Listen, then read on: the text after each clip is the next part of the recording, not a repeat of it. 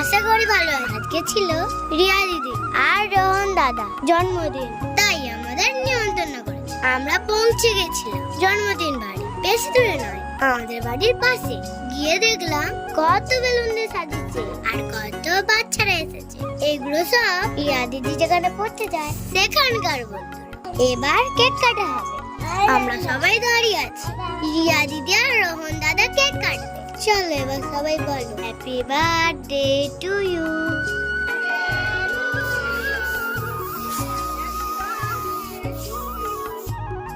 দেখো সবার গায়ে স্প্রে দিচ্ছে, সবাই খুব আনন্দ করেছে।